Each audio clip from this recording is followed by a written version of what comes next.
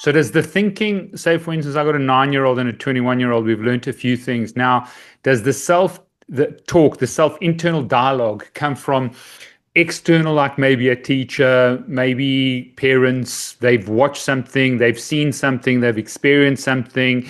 You don't think it's traumatic, but it is causing a wound inside. Then they start speaking to themselves in a certain way. That starts shaping their beliefs.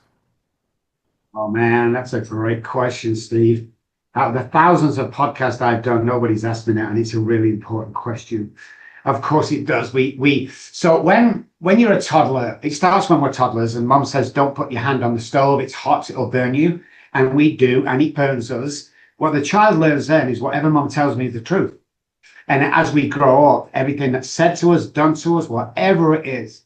Here was my devastation for long. How long have I told you, Robert, you can't go to college like your brother? You're too stupid. Now, that was done in jest, but that took me years and years to get over that. So if a young girl is in a house where it's an alcoholic, violent house, where dad comes over a few nights a week, drunk, gets into an argument, then gets into a fist fight with mom, and then everyone goes to bed, the child sees this, 6, 7, 8, 9, 10. When they get up the next morning, "Oh, I'm sorry, but I love you. I'm sorry about last night. I love you." What the child learns from that is violence equals love. So she will attract the same guy that ends up beating her and abusing drugs or alcohol or whatever. Wow. It's absolutely insane how this works, because the mind runs everything. If you think the brain does, guys, you're wrong. The mind sits inside the brain, hence mind over matter. So if we can program the mind every morning, because the brain resets every 24 hours, well, 3 parts of it, then we're winning straight away. So what we hear, we carry with us. So you're never good enough. I came up with a phrase: never tall enough, thin enough, blonde enough, or rich enough.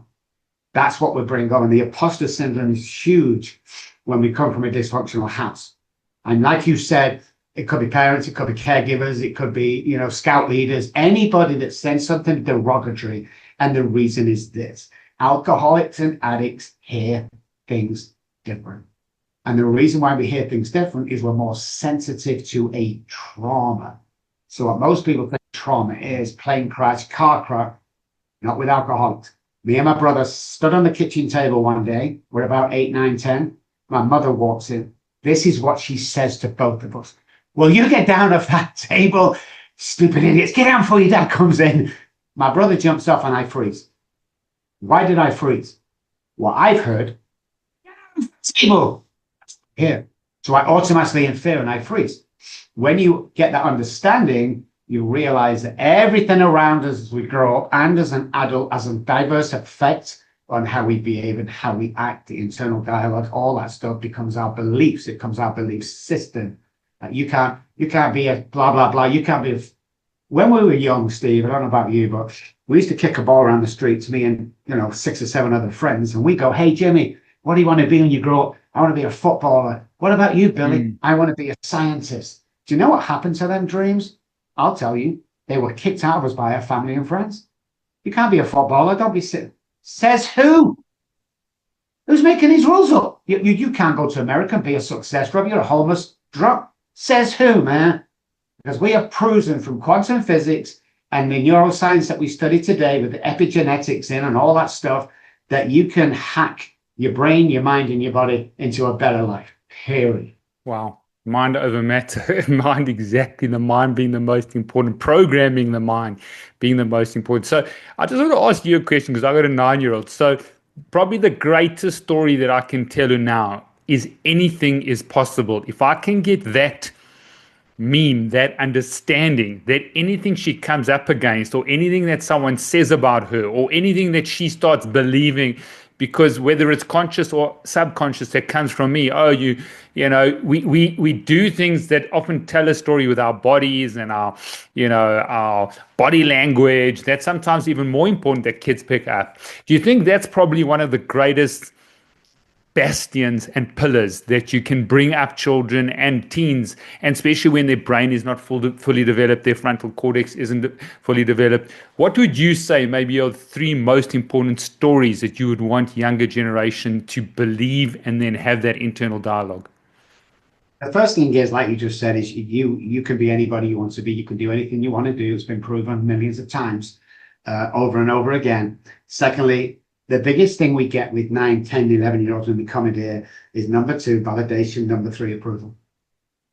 Kids do not get validated. You know, dad's at work, mom's at work, da da da da. They come home, kid goes upstairs playing games for like 4 hours. It's like, it's crazy. So we came up with this saying that was hated by a lot, but understood by a few. And that is, anything less than nurturing as a child is child abuse. If you're allowing your child to come home without any validation or approval or what they, hey, dad, look at the picture. Yeah, okay, then. Wow. Damaging to the brain. It tells the child that they're not worthy, or whatever they do, dad's never going to like it. My dad was like that with me. I was into bodybuilding and fighting, and I brought so many trophies home, like big trophies. And he, oh, okay.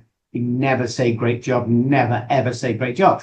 And I suffered from that and became the imposter in the imposter syndrome, and never thought I was up to much or anything. So whatever I tried doesn't make any difference. Because it's not. So I was chasing dad's approval for 35 years.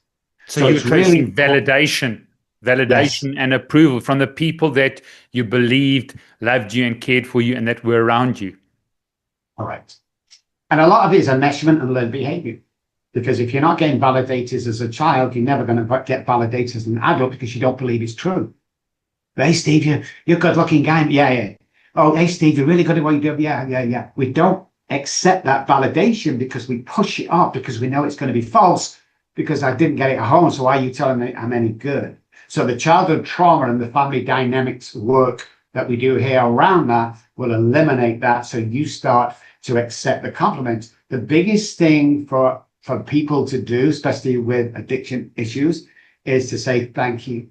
Hey, Rob, I like them glasses you got on. Thank you.